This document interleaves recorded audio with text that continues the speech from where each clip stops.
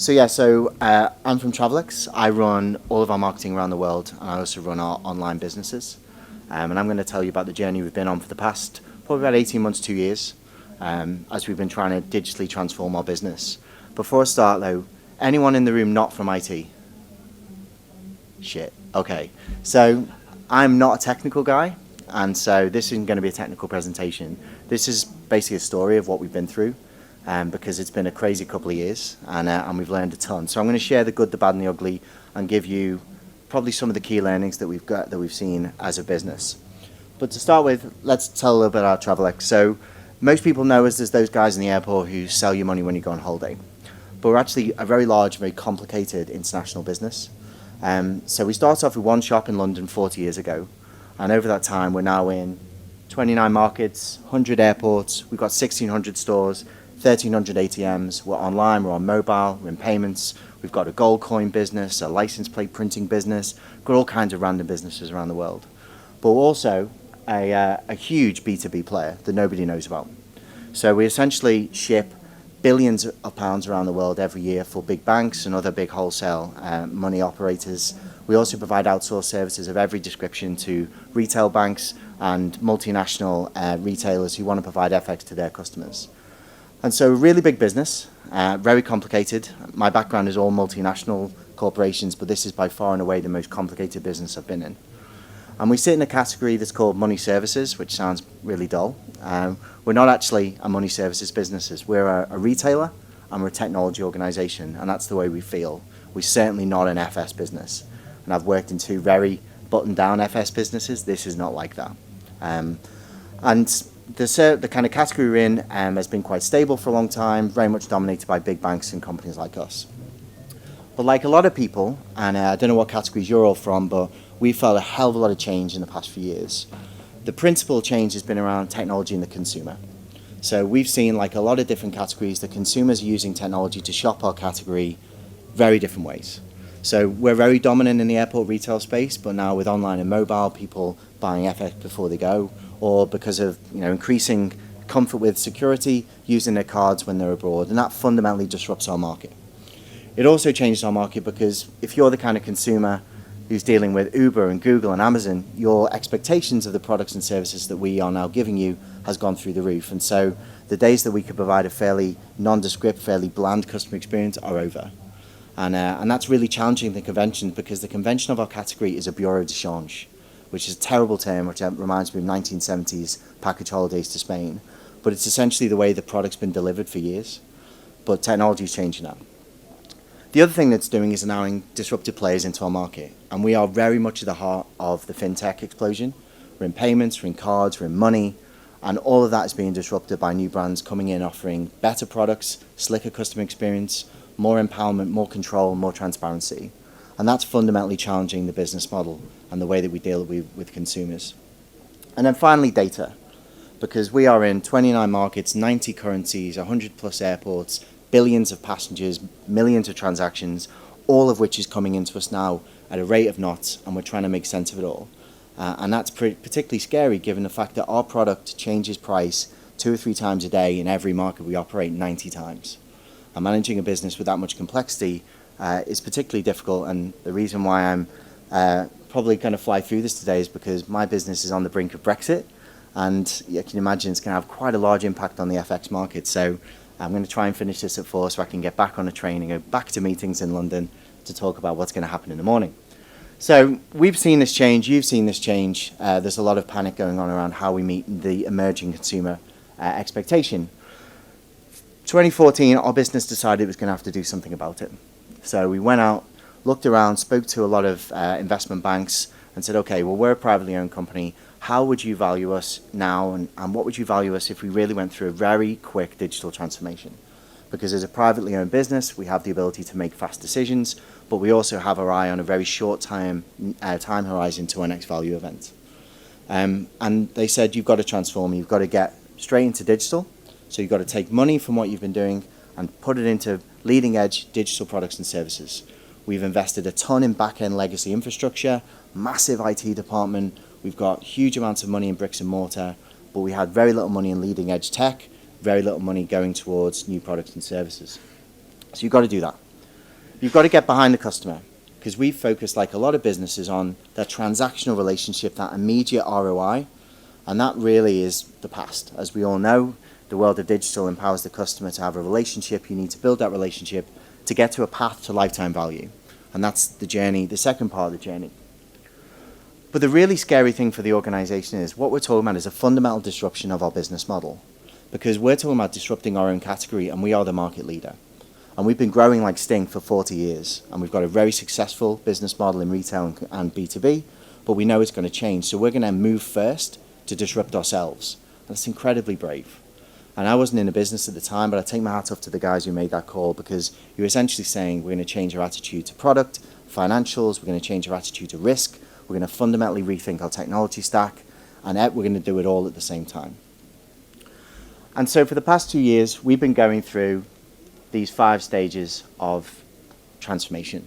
I'm not going to bore you with what they are, they're all very self-explanatory. But what I will say is, we've not been doing these sequentially. So we started off with write your strategy, fairly obvious, we've got to write down what we want to do. But as soon as we wrote that strategy, we've been doing everything at the same time, in parallel. And that's been primarily because we wanted to focus on getting immediate traction and immediate cut through. And that's allowed us to drive a lot of progress, but it's also come with a lot of cost, and it's also come with a lot of challenge, a lot of pressure. And I'll talk about that a little bit when I get onto the bad and the ugly, because moving at pace on people, process, technology, product, financials, business models simultaneously in a company that is already a mature and kind of established business in 29 markets has been tough, let me tell you. But we have, as I said, made a lot of progress. And so the things I'd say have been good. There's been a lot of good. And this is going to include a shameless product pull, because I need you guys to go and buy my new product. So we've launched a load of new stuff in market. And we focused on delivering new products and services for the customer. First thing we launched last year, first cab off the rank, was a product called Supercard, which was essentially a new technology we invented with some third-party partners that essentially enables you to bypass the bank card roaming charges you get when you spend abroad. And we essentially went out with a pilot last year, and we said, if you download an app, link the plastic we send you to your existing cards, our technology will essentially allow you to bypass any of the fees and charges and the markup on the exchange rate and all this other good stuff. Therefore, you will save money every time you use your card abroad. It's a huge part of the FX market, this in-trip spend, and this is a way you can avoid all those charges. And it was phenomenally successful. We were due to launch on Wednesday. Martin Lewis tweeted it Tuesday night, 3 o'clock in the morning. The servers had melted twice, and we ran out of pilot cards by 8:30 in the morning, just at the time that money saving experts sent their 11 million emails to their customers saying this is the best thing since sliced bread. So that was a tense day, but it led to a very successful launch in the market. I had a very abrupt conversation with Martin Lewis midway through the day, which was definitely a life experience. But what it did was show us that with a great product, with a really innovative technology, in a market that's supposedly low interest, you can get a ton of traction. And I think we were 5th on the App Store on day one, ahead of Google, ahead of Uber. And that was a phenomenal success. And we've just gone mass, so it launched last week. It's free. As long as you're a UK citizen, you can have one. Go on the App Store, download it today. That's the only plug I'm going to have, promise. The other thing we've been doing is launching app services, trying to replicate our online journey, trying to get that kind of relationship build through the app. And e-com, which is obviously a part of the world I manage, we've been pushing hard into developing our website capability, and we are now growing double-digit in all of our major markets in that space through a combination of investment in marketing and investment in people. So a huge amount of in-market progress. The other thing we've been doing is capability build. So we have hired a truckload of people. So we have a very big IT function, sits in Peterborough, manages all of our legacy infrastructure. But we needed to hire a whole new set of people to take us on this journey technically. So aside from the marketing and the commercial guys I've hired, we've hired about 70, 80 people who do technical roles, most of which I don't understand. But it's things like CloudOps, DevOps, all kinds of programmers, UX, UI, data science, a whole bunch of people that we've brought in over the past year to help us accelerate our technical delivery. And with them, we've built a load of services. We built an Amazon, built a whole platform on Amazon Web Services. We've been integrating third-party products and services left, right, and center. Again, separate to our core IT infrastructure, but very much designed to accelerate us on this journey. And that's been great. I mean, it's got us where we are with products like Supercard. But some of the things that we've seen and kind of, I suppose, complementary capabilities like data science have been absolutely transformational. We've got these guys who are literally rocket scientists, super clever, taking 5 years worth of historical flight data from all the airports that we service, flights coming in, flights coming out, passenger numbers, plane types, all this really rich data, linking it to our transactional data that we have in our existing stack, and pulling out material efficiency improvements to the business. How do we manage resource? How do we manage stock levels? We've got money in every till around the world that's just sitting there soaking up working capital, and these guys are unlocking our ability to maximize the efficiency of that. New ideas and perspectives. Now, this has been a really fascinating one. You hire a bunch of new technical people into the business, and they've really challenged our point of view around how things work. Our legacy IT business was very much focused on managed to service levels. It's all about perfection, and it's based on waterfall. These guys came in and said, no, it's about agile, it's about Scrum, it's about MVP, and that's challenged not just the way that we work in the IT space, but also our whole view of compliance and risk, because we're regulated in every single market. And in order to work in a way that's, I suppose, appropriate for the technology age, we've had to completely rethink all of our controls and processes internally. And that's, again, helped us move more quickly. And then finally, the organizational rewiring piece is starting to happen. So we used to have a digital strategy and digital goals and a digital team. Digital is now integrated into our company strategy. It's part of everybody's goals. And we have integrated teams across products and channels who are trying to serve the customer so that the full end-to-end journey from offline to online is being represented. It's not perfect, but it's certainly a world away from where we were a year ago. And we've gone through a huge amount of organizational restructuring and a real mindset shift to get us to a place where, even now our Dyed and Award bricks and mortar retail guys are talking about how do they bring the digital experience into their store environment, which is a massive win. But it's not all been good. So there's been some bad, right? Because not everything goes perfectly. And I think the thing that's been the most bad is how you bring together the old and the new, particularly when you talk about things like agile versus waterfall. Because you've got guys who are trying to move at pace, trying to build things because we've got these huge ambitions to get things into market quick, test and learn, fail fast, all that kind of the cliched stuff we hear from Google and Facebook. And trying to work with an organization who, as I said, has been focused on 99% service levels for its entire existence. Trying to get those people to work together in a way that's coherent and without friction has been one of the most challenging things, as you can imagine. And one of the things that's, I think, not necessarily slowed us down, but certainly meant that we've not moved with as much energy as we could do at times because you get bogged down in process discussions rather than bogged down, focusing on delivery. The second thing that's been difficult is managing expectations. Because in the old world, you said, I've got an idea, I research the idea, I take X number of months or years to build the thing, then I launch it and it's a success. And of course, that model is now out the window. Because we're looking at infinite number of permutations for product and proposition. We're building them live, we're testing them live, we're going, no, that doesn't work. We're perennially trying to tack and course correct through the agile process, which as a marketer is really frustrating because I'm trying to plan, but no one can tell me when anything's launching or indeed what it's launching until we're right in front of it. And so managing expectations just within the team that's trying to lead this transformation is hard. But trying to do that for the wider organization who expect things to just work. You go out and say, this might break. Customers might complain. The app might have a load of bugs in it. Those things are really difficult conversations to have with a company that doesn't understand the principles of what it is to go on this kind of digital transformation. So lots of education at a leadership level trying to make sure that people understand this is going to go out the door and it might explode. But you know what? That's fine. We'll learn something. And that's just a very different mindset. And then finally, death by interview. I can tell you we've done about 2,500 interviews in a year trying to hire people. And these people are really hard to hire. And you go through endless processes because, it's really important we have the right people. But engineers are like gold dust. I mean, you guys know much better than me, but we are finding we're interviewing guys on Wednesday, 24-year-old guys, and offering them 75K, and then they get a 100K offer the very next day. And these are just Android or iOS developers. So trying to go through all those processes to hire all these great new development talent, really hard. And when you're trying to do all of that and go through this journey, it puts a lot of strain, I can tell you. So that's the bad. The ugly is really my ugly. So this is the kind of stuff that I've found personally most difficult about the journey we've been on. And really what it's about is summed up by this picture. Juggling chainsaws every single day. Because if you're a startup, you've got a greenfield platform, you've got a greenfield business model, there isn't a lot of stake. There's not a lot at stake apart from seed capital. And so you can go out and do a load of stuff, and that's fine, and you have all the energy, and everyone's focused on that one task.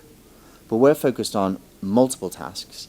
We've got to drive the business forward whilst also delivering the existing growth, because we can't step away from our current core business. We can't not grow our EBITDA. And so what we're constantly finding is this feeling that you're building the engine while you're flying the plane. Every day is a new decision. Every day takes you in a new direction. And every day you're constantly saying, should I do this thing, which is about 5 years' time, or should I do this thing, which is about the immediate result? And that is a constant source of tension in the business, because we can't step away from any of our goals. We've set a very ambitious target, and I'll come on to that as part of the learnings. But trying to balance the old and the new has been particularly hard.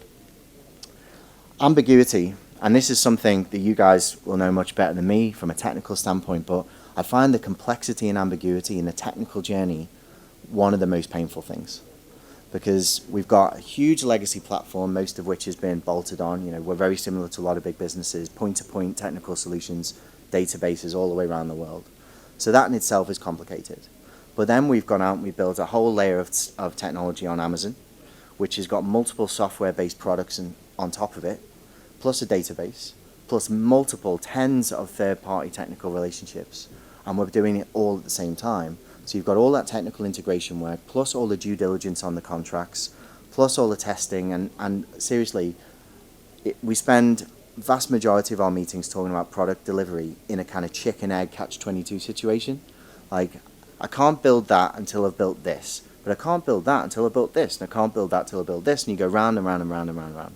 So there's constant desire to figure out what's the right sequence of things to build, how do we best avoid those unintended consequence situations where you make a decision in one project meeting to, change a certain feature or build it a certain way, and then the next project meeting about something completely different, you realize you've had a huge knock-on impact on the roadmap. And those things are very, very difficult to manage, particularly in a world where most of the guys that we've hired in to build all this stuff are completely brand new to our organization, and so they don't even understand the technical implications and the knock-on consequences of the decisions. So this ambiguity piece is a particular pain point. And then finally, there's a cultural whiplash piece. And some of this is very obvious stuff. As I said, waterfall versus agile. That is a real source of friction. I'm sure you guys experience it as well. But for us, it's also been the small things, the weird things that just pop up and surprise you that have caused the most cultural pain. And I'll give you 2 examples. We used to be very much suit and tie, very much kind of formal dress in the office. And when my boss started at Travelex, he was the first person who was hired to lead this transformation. He's ex-Google and ex a bunch of other tech businesses. He said, if you want to hire these millennial tech guys, there's no way they'll work in an office where they've got to wear a suit. So we had to abolish the dress code. So then the kind of existing Travelex staff went, okay, dress down, no tie. Okay, dress down means no tie, no jacket. Dress down now means basically this, right? Jeans and a shirt. And they went through that transition, relatively quickly for an established culture, a couple of months. But they're immediately faced by guys in board shorts, flip-flops, big cans on, walking around the office, sitting on the floor, coding away, like tripping over people. I mean, it's complete kind of culture shock for these guys because they've never met coders. They've never met guys with green hair and like piercings who are doing amazing things on a platform that no one understands, but they look very different to anyone we've ever seen in the business. These are one of the other silly points. Like a lot of businesses, we've always had rules. Thou shalt only have a PC laptop. Thou shalt have a lockdown computer. You can't download any software. Thou shalt not access any websites at all, apart from things that are very strictly controlled for business. These guys are like, no, I want Mac. If you can't have Mac, I'm not coming. No, I need an uncontrolled network. No, I need to be able to download Spotify. No, I need to be able to use this particular analytics platform I like, not the one you tell me to use. And that's driven a completely different way of thinking about the IT in the business. Separate networks, separate rule sets, separate principles. And what that's led to is a situation where, the guys who are getting all this new stuff, that's great, they get what they need, but for the rest of the organization, a slight feeling like, hold on, why have they got the shiny new laptops and the Thunderbolt monitors, And we've got these tiny things and these awful kind of HP laptops that haven't been updated in years. And so that's been a lot of the pain points, trying to get people to understand why we have to provide this type of capability to the new people we've hired. So those are my kind of good, bad, and the ugly. I see a lot of nodding faces, so I'm assuming you're all going through the same pain, which is good to know we're not alone. I just want to flip now and talk to you about some of my learnings, because, as I said, there have been a few. So the first learning is it's all about people, and that is an incredibly cliched thing to say, but transformations are about people, and McKinsey will tell you that 70% of all transformations fail, and the vast majority of them fail because of people. They're just not on the boat. So you get here to go to conferences, and you hear people stand on stage like me going, it's all about hearts and minds. And it is, to a degree, but for me, it's more than that. Because the leadership challenge of the transformation is about getting those hearts and minds and bringing people on the journey, but also the very clear recognition not everyone's going to come with you. Being very comfortable as a leadership team that not everyone's going to come on the journey, and you know what, that's fine. We're going to try our best to get you over the line, but sometimes you won't get there because capability or psychology or just because you don't believe in it. You're not going to come with us. And so as a leadership team, how do you spot the saboteurs? And how do you make very decisive moves, symbolic moves to exit people who won't come with you? Particularly those people who are a hindrance. And Travelex has been amazing, particularly our CEO, at making symbolic moves at very senior levels across our organization to remove the people who are going to be well poisonous. And that sent a very clear message to the rest of the business that we're serious, and if you're not willing to come with us, there's the door. But you've got to be willing to make those steps. But it's not just the old existing staff, it's the new people you hire. You spend a lot of time investing in the interview process, as I said, but you've got to be ruthless around probation. You've got to be ruthless around performance management feedback in those first 3 to 6 months. And if people are a square peg for whatever reason, either they blagged you in the interview and they're not as good as they said they were, or they just don't fit in culturally, you've got to extract those people quickly. And again, maybe it's a virtue of being a privately owned business, but I've never seen a business move as quickly on people as I have at Travelex. People come in, 3 months, no, you're out. Fill that seat with someone you need. And I know that sounds ruthless and cold, but that's what you need to do if you want to move at pace. You've got to take the leadership decisions on people. If you can't get them on the boat, if they're not right for the journey, get them out, fill their seat with someone who's willing to come with you. So that's people. Second thing, obvious one, communicate. Too often, the transformation story stops once you've sold in the strategy. And I think that's a miss, and we've certainly had our issues with that, and we've definitely come to the conclusion that you can't communicate enough around the specifics. No matter who you're talking to the lowest level person in the business, you've got to tell them what we're doing, why we're doing it, how we're doing it, dates. You've got to give them the rational details so they can understand what's happening and why. It's not just about selling them the vision of the business and saying, look at our great corporate strategy one-pager. It's about giving them the roadmap so they can understand the tangible details. It's also about storytelling. So we as leaders in the business, it's incumbent on us to share the rational detail, but also the emotional story. What is it going to feel like when we get to the end point? What will the business be able to do? What will we be doing for the customer? How will they feel about it? And a lot of us who come into Travelex to help on the journey have been through this journey before in several businesses, and we spend a lot of time communicating. When I was in credit cards, we went through this, and this is how it felt. Or when I was in retail, I went through this. And those stories often connect with people in a way that rational details never will. But you've got to invest the time in doing that. It's a discipline. Sometimes it's the last thing you want to do to send an update email on a Friday. But it is important because in a world where you've gone, here's all the investment the business was going to make, we're going to put it here, a lot of people don't get the headcount they want. They don't get the initiative the way they want. They don't get the store investment. They don't get X or Y. And if you don't give them the story and you don't explain to them what's happening and their part within it, then all that happens is questions lead to uncertainty, uncertainty leads to cynicism makes people saboteurs, and then you know what, you've got a people problem to deal with. And so by communicating and investing time and energy, it's very important to avoid that cynicism leading to people needing to leave. Third thing, execute. So loving the power of 3. But this is about saying we knew that it was very important for us to go from strategy to progress very, very quickly, particularly in a business that was fundamentally unsure about what the hell digital was. Having a piece of paper, as I said, is great, but unless you're getting those runs on the board, then there's no point, the business doesn't see the point in. And so deciding what your quick wins are going to be and executing on those so that you can get that momentum, the progress the in-market results, leading to that energy and excitement, just creates the environment in which the whole business comes on the transformation journey with you. And I think my reflection on this particular point is it's very easy to say go for quick wins, but I think it's really important to consider what quick wins are appropriate for your organization to get the business moving forward. We've chosen very demonstrably to go after things that were visible to the consumer. When you think about the Supercard launch and all the different results we've seen around the world, double-digit growth online, those are things that get people excited in our business. That creates the will for us to go and do the really less glamorous stuff, which is really bloody important, like pipes and plumbing, MIBI, fix the basics on process. If we had started there, probably wouldn't have been as exciting for the organization. But, that's us. It might not be you guys. But all I'd say is don't try and eat the elephant in one go. Because when you look at all of the different parts of your transformation journey, people, process, culture, yada, yada, yada, it feels like a massive long list.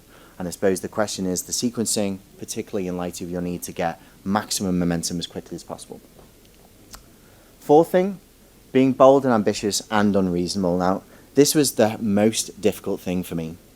I've come from a background of businesses that were all about incremental growth, or in some cases, in FS, management of decline, and protect the business through the credit crisis and all that fun stuff we went through after 2007-8. And coming into this business where we're trying to think and act like a startup, this philosophy of be really bold and ambitious, have really grim, almost impossible targets was a real culture shock for me. Because I'm kind of looking at these targets going, there's no way we're going to do that. But this mentality of set yourself a goal, shoot for the moon. If you get halfway to the moon, at least you're halfway there.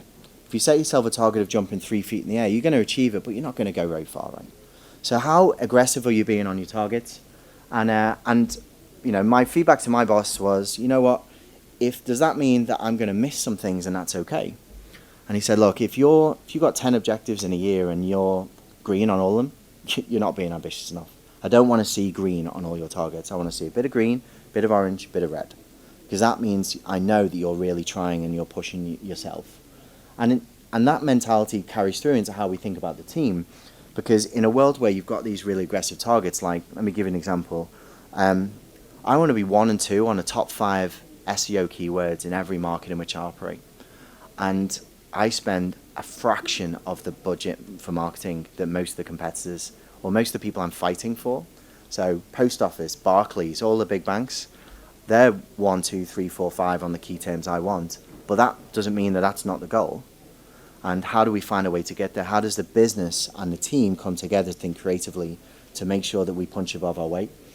And that's about, as I said, creative thinking, proactivity, but it's also about having the will not to step away from targets when you know you're not hitting them. And that for me has been quite a difficult thing, again, because you're indoctrinated through the corporate experience to hit every target, otherwise that's failure. Just a different mindset. And then the final thing, resilience, because this is fun, but it's also bloody hard. And there's a constant kind of battering wind coming at you and, buffeted from all directions. And as I said before, the things that cause the most amount of pain are the things that you're surprised by, the things you don't expect. It's those unintended things that pop up on a Tuesday and you go, oh God, now this is what my week's about. And really the thing for me here is as leaders, saying be resilient is one thing. That's very easy to say. I suppose it's a question of how do you manage for that? And for me, it's about how you manage your emotional capital. So how do you deliberately put plans in place that enable you to recharge your batteries? And it sounds very kind of new age and probably quite wanky, but to be honest, it's about saying, what do you do on the weekend to switch off? What's your disciplines over turning your phone off? And again, these things sound simple, but they make a huge difference because, if your head goes down, then your team's head goes down because you're the engine room of energy and momentum. And so I would ask you all to think about what you're doing if you're going on this journey. Because, as leaders, if you've got your head up and you're walking into the wind, chances are people are going to come behind you. Slipstreaming, but they're going to be behind you. So those are my learnings. I just say to finish, another picture which sums up really the last year or so of my life at Travelex. Digital transformation is an amazing experience. It really is. The level of pace and energy that I've seen in this organization is unlike anything I've seen in any business in which I've operated. And this sense of purpose, this sense of contribution that we're making to the business is immense. And so the pace and energy is one of the most fabulous things about the journey that we've been on. There is a feeling that you've got so much to do, and that is daunting and quite terrifying and sometimes painful. But having that sense, as I said, of progress and sense that you're achieving something brings a level of satisfaction that I've never felt in a job before, because we're laying a trail every single day, and it's so much better than just marking time on a hamster wheel, or, you know, from a marketing point of view, being a brand babysitter, God forbid. This is about real business transformation, and it feels from a leadership point of view like I'm giving so much more to the business. And so from a personal standpoint, my development in terms of my skill set and my experience and my perspectives on business has come along leaps and bounds. And so what I'd say to you guys, if anyone is going on a digital transformation or thinking of doing one or going to join a business that's doing one, I'd say go for it, because it's a blinding experience and I couldn't recommend it highly enough.